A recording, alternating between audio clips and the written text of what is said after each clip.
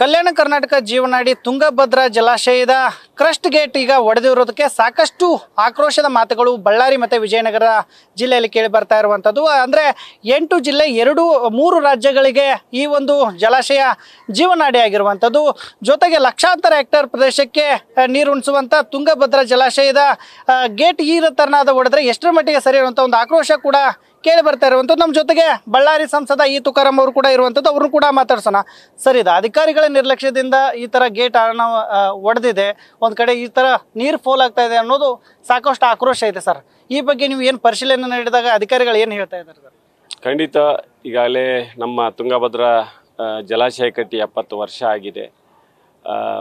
ರಾತ್ರಿ ಈ ಥರ ಬ್ರೀಚ್ ಆಗಿದೆ ಅಂತಂತೇಳಿ 19ನೇ ಗೇಟು ಈ ಥರ ಕೊಲ್ಯಾಪ್ಸ್ ಆಗಿದೆ ಅಂತಂತೇಳಿ ಗೊತ್ತಾಯಿತು. ಈಗ ತಾನೇ ನಾನು ಬಂದಾಗ ಸೆಕ್ರೆಟರಿಯೇಟ್ ಕಡೆ ನಾನು ಮಾತಾಡಿದಾಗ ಅವರು ಒಂದು ಹೇಳಿದ್ದಾರೆ 75% ಗೇಟ್ಗಳನ್ನ ನಾವು ರಿಪೇರಿ ಮಾಡಿದ್ದೀವಿ ಅಂತಂತೇಳಿ. ಅದನ್ನ ರಿಪೋರ್ಟ್ಸ್ ತಗೊಳಕ್ಕೆ ಈಗ ಬಂದಿದ್ದೀನಿ.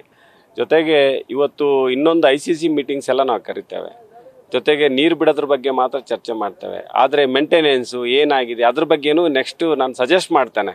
ಈ ಕೂಡ ಮೀಟಿಂಗ್ ಮಾಡಬೇಕು ಅಂತೇಳಿ, ಏನು ಅಣೆಕಟ್ಟಿನ ಪರಿಸ್ಥಿತಿ ಏನಿದೆ, ಯಾವ ಥರ ನಾವು ಮೇಂಟೆನೆನ್ಸ್ ಮಾಡಬೇಕು, ಏನು ಮಾಡಬೇಕು, ಅದ್ರ ಕೂಡ ಪ್ರಿಕಾಷನ್ಸ್ ಮೀಟಿಂಗ್ ಕರೀಲಿಕ್ಕೆ ನೆಕ್ಸ್ಟ್ ನಾನು ಈಗ ಸಜೆಸ್ಟ್ ಮಾಡ್ತೇನೆ.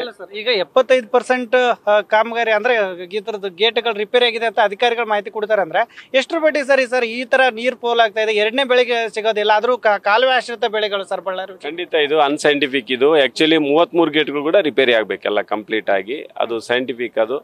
ಬಟ್ ಓವರ್ ಸೈಟ್ಲಿ ಇವತ್ತು ಆಗಿರ್ತಕ್ಕಂಥದ್ದು ಇದು. ಮುಂದೆ ಈ ಥರ ಆಗದಂಗೆ ಇದನ್ನ ಸರಿ ಮಾಡ್ತಕ್ಕಂಥ ಕೆಲಸ ನಾವು ಮಾಡ್ತೇವೆ. ಎಲ್ಲ ತಪ್ಪಿತಸ್ಥರ ಅಧಿಕಾರಿಗಳ ಮೇಲೆ ಏನಾದರೂ ಕ್ರಮ ಕೈಗೊಳ್ತಾರೆ ಸರ್? ಯಾಕಂದ್ರೆ ಕೋಟ್ಯಾಂತರ ರೂಪಾಯಿ ಅನುದಾನ ಪ್ರತಿ ವರ್ಷ ಬರುತ್ತೆ ಸರ್. ಈ ಥರ ನಿರ್ಲಕ್ಷ್ಯ ವಹಿಸಿದ್ರೆ ಹೇಗೆ ಸರ್? ಈಗ ರಿಪೋರ್ಟ್ಸ್ ತಾಂತೇವೆ ಈಗ. ಯಾಕಂದ್ರೆ TB ಬೋರ್ಡು ಪ್ಲಸ್ಗೆ ನಮ್ಮ ಕರ್ನಾಟಕದ್ದು ಇದು ಜಾಯಿಂಟ್ ಆಫೀಸರ್ಸ್ ಮೀಟಿಂಗ್ ಇರೋದ್ರಿಂದ ಈಗ ಸಾಹೇಬರು ಕೂಡ ಬರ್ತಾ ಇದ್ದಾರೆ. ಈಗ DCM ಸಾಹೇಬರು ಕೂಡ ಬರ್ತಾ ಇದ್ದಾರೆ, DK ಶಿವಕುಮಾರ್ ಅಣ್ಣರು ಕೂಡ ಬರ್ತಾ ಇದ್ದಾರೆ, ಎಕ್ಸ್ಪರ್ಟ್ಸ್ ಟೀಮ್ ಎಲ್ಲ ಬರ್ತಾ ಇದೆ. ರಿಪೋರ್ಟ್ ತಗೊಂಡು ರೈತರು ಕೂಡ ಯಾವುದು ಆತಂಕ ಪಡಬೇಕಾಗಿದ್ದೇನಿಲ್ಲ. ಖಂಡಿತವಾಗ್ಲೂ ನೀರು ಉಳಿಸ್ತಕ್ಕಂಥ ಕೆಲಸ ಮಾಡ್ತೇವೆ.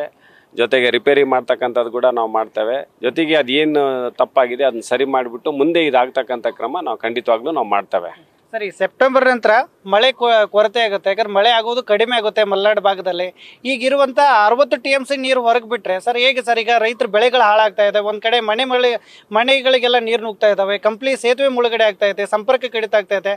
ಎಲ್ಲ ಒಂದು ಕಡೆ ಇದು TB ಬೋರ್ಡ್ನ ಅಧಿಕಾರಿಗಳ ಬೇಜವಾಬ್ದಾರಿತನ ಅನ್ಬೋದಾ ಸರ್? ಹೇಗೆ ಈಗ ರಿಪೋರ್ಟ್ಸ್ ಎಲ್ಲ ತಗೊಂತೇವೆ ಎಲ್ಲ ಕಂಪ್ಲೀಟ್ ಆಗಿ. ನೀವು ಜಸ್ಟ್ ನೋಡ್ಲಿಕ್ಕೆ ಬಂದಾಗ ನಾನು ಈಗ ಮೀಡಿಯಾ ಮುಂದೆ ಮಾತಾಡ್ತಾ ಇದ್ದೀನಿ. ರಿಪೋರ್ಟ್ಸ್ ಎಲ್ಲ ತೊಗೊಂಡು ಸಂಪೂರ್ಣವಾಗಿ DK ಶಿವಕುಮಾರ್ ಸಾಹೇಬರು, ನಾವು ಎಲ್ಲ ಶಾಸಕರು ಮತ್ತು ಕೊಪ್ಪಳ MP ಅವರೆಲ್ಲ ಶಾಸಕರು ಎಲ್ಲ ಒಟ್ಟಾರೆಯಾಗಿ ನಾವು 3 ಜಿಲ್ಲೆಯ ಒಂದು ಶಾಸಕರಿಗೆ ಬರ್ತೇವೆ.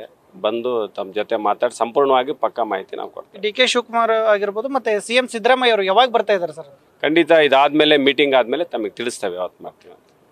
ಇದಿಷ್ಟು ಸಂಸದ ಇ ತುಕಾರಾಮ್ ಅವರು ಹೇಳತಕ್ಕಂಥ ಮಾತುಗಳು. ಕ್ಯಾಮ್ರಾಮನ್ ಕಾರ್ತಿಕ್ ಜೊತೆಗೆ Shivanand Madeli, news first Kannada, Vijayanagara. News first ನಿರ್ಭೀತಿಯಿಂದ ನಿಮ್ಮ ಪರವಾಗಿ.